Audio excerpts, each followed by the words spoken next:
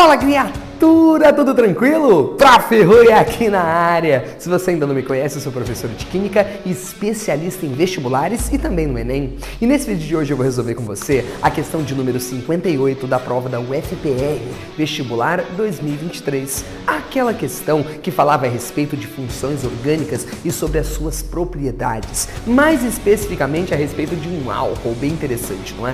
Agora, quer ver uma coisa interessante? É você dar um joinha nesse vídeo e se inscrever no canal. Afinal, conteúdos bons como esse aparecem sempre por aqui, ok? Agora, é claro, sem maiores enrolações, bora pro vídeo! O propilenoglicol é um composto orgânico alifático dihidroxilado, representado na figura a seguir. Vamos começar assim, né? Essa terminação, ó, propilenoglicol. Bom, glicóis são álcoois que possuem duas hidroxilas, né? Tanto que ele dá o nome propano 1,2-diol, ou seja, prop ele tem 3 carbonos, não é? Ó, 1, 2, 3 carbonos, an porque as ligações são simples entre eles, né? E 1,2-diol porque ele tem uma hidroxila no carbono 1 e uma no carbono 2, né? Então esse cara aqui é um álcool. É um composto orgânico alifático. O que significa ser alifático? Qualquer composto alifático, tá? É quem não é aromático, tá? Então é um composto orgânico não aromático. Qualquer cadeia, seja ela fechada ou aberta, que não seja aromática, tá? Ela vai ser chamada de alifática, beleza? Amplamente utilizado na indústria para os mais diversos fins, tais como anticongelante, fluido de freios, síntese de resinas e aditivo para tintas. Apesar do sabor amargo, o propilenoglicol também é utilizado na indústria alimentícia como aditivo, pois possui baixa toxicidade. E agora ele vai fazer diversas afirmações a respeito dele e a gente vai ver qual que é a correta. Vamos lá? Vamos lá então, ó. Considerando as informações acerca da estrutura do propilenoglicol e os conhecimentos em química orgânica, é correto afirmar que esse composto, letra A, é isômero constitucional do glicerol, propano 1,2,3-triol. Bom, claro que tá falso isso daqui. Rui, mas como que você sabe se você nem desenhou? Cara, não precisa. Por quê? Ó, vamos lá. Esse daqui é o propilenoglicol. Lembra que o nome dele oficial era propano 1,2-diol. Tudo bem? 1,2-diol. Ele tinha duas hidroxilas, não é? Afinal, diol quer dizer que ele tem duas hidroxilas. Agora, como que esse cara vai ser isômero de alguém que seria propano 1,2,3-triol? Não tem como. Esse cara tem que ter 3 hidroxilas e esse daqui só tem 2. Rui, mas o que é um isômero? Eu não lembro. Isômero, tá? São compostos diferentes com a mesma fórmula molecular. Rui, mas o que é um isômero constitucional? É um isômero plano. Lembra? Isomeria de cadeia, de posição, tautomeria, metameria, né? Essas são as isomerias planas ou constitucionais. Então eles não são isômeros. O propano 1,2,3-triol não tem a mesma fórmula que esse daqui. Então alternativa falsa. Vamos à próxima?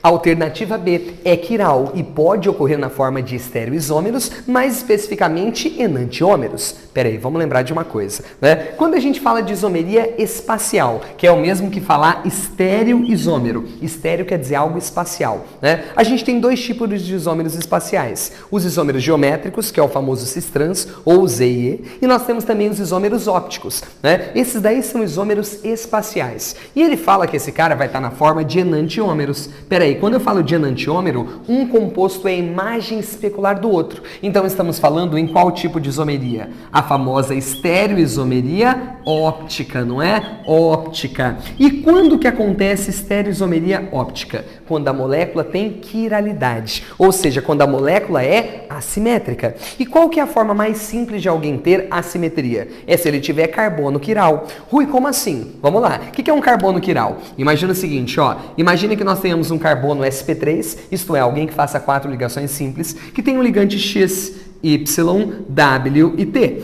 Quando que a gente diz que esse cara é quiral? Ele é quiral se X for diferente de Y, que for diferente de W, que for diferente de T. Quando os 4 grupos são diferentes entre si, a gente fala que esse carbono ele é quiral. E a gente marca esse carbono com uma estrelinha, né? Com um asteriscozinho. É assim que a gente faz. Então, para saber se esse cara tem enantiômero, basta saber se ele tem carbono quiral. Vamos lá? São quantos carbonos que a gente tem aqui? 3, não é? Ó, 1, 2, 3. Já quero falar uma coisa pra você. Esse daqui não tem como ser quiral. Por quê? Porque esse cara é um CH3. Ele tem 3 hidrogênios repetidos. Não tem como. Agora, dá uma olhada nesse daqui, ó. Ele é um CH2, tá faltando fazer 2 ligações. Também não tem como ser quiral. Agora, olha com atenção pra esse carbono daqui. Esse é do meio, né? Então, vamos lá. Um ligante dele, quem que é? É o OH, certo? O primeiro ligante. Segundo, quem que é? É o CH3. Terceiro, quem que é? CH2OH. A gente conta todo esse ligante de cá.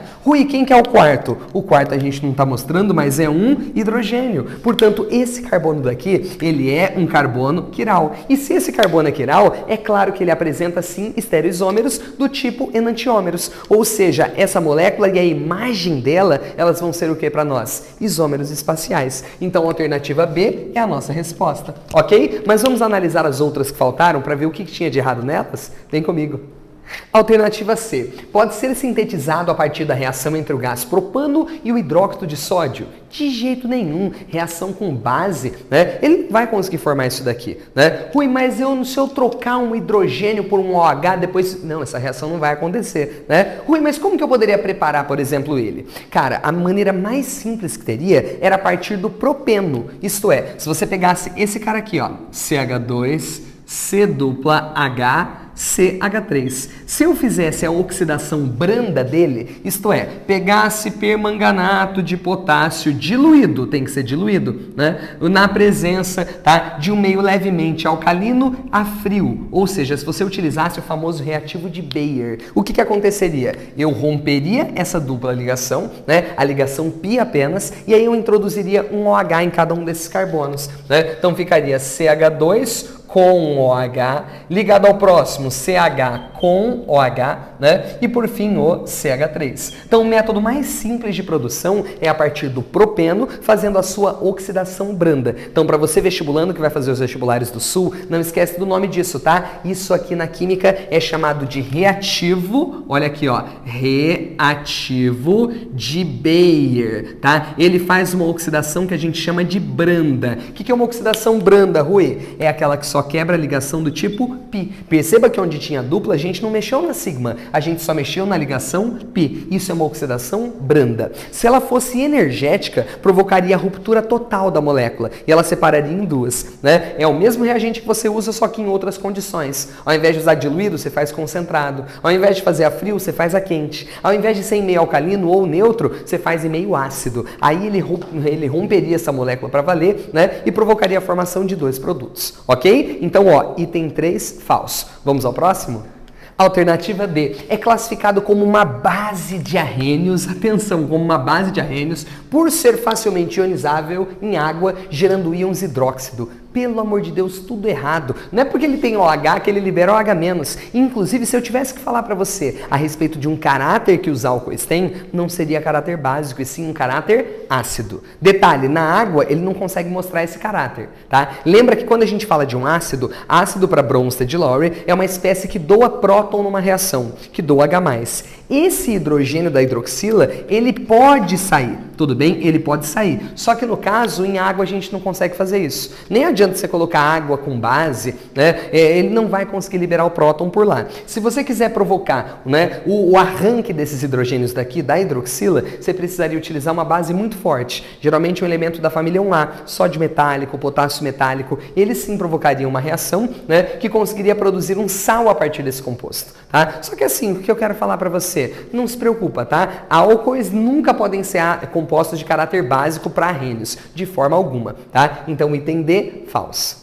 Item E, é mais solúvel em solventes considerados apolares, como por exemplo, hexano e heptano. Lembrando que esses caras aqui, ó, são hidrocarbonetos, não é? E todo hidrocarboneto, ele é apolar, tá? Você lembra que a regra de solubilidade é semelhante dissolve semelhante, não é? Vou continuar. Então, ele é mais solúvel em solventes apolares devido à presença das 2 hidroxilas. O que eu quero contar para você? A presença das hidroxilas, ela aumenta a polaridade desse composto. Então o que eu quero dizer para você? Cara, se a presença das hidroxilas aumenta a polaridade, ele vai ser mais solúvel em solventes polares. Afinal, semelhante dissolve semelhante. Então, quando a gente pensa em substâncias como essa, ela vai ser muito mais solúvel em solventes polares, como por exemplo, a água. Esse cara se dissolve muito bem em água, justamente por conta de ser uma molécula muito polar, ok? Então o item E está errado, ok?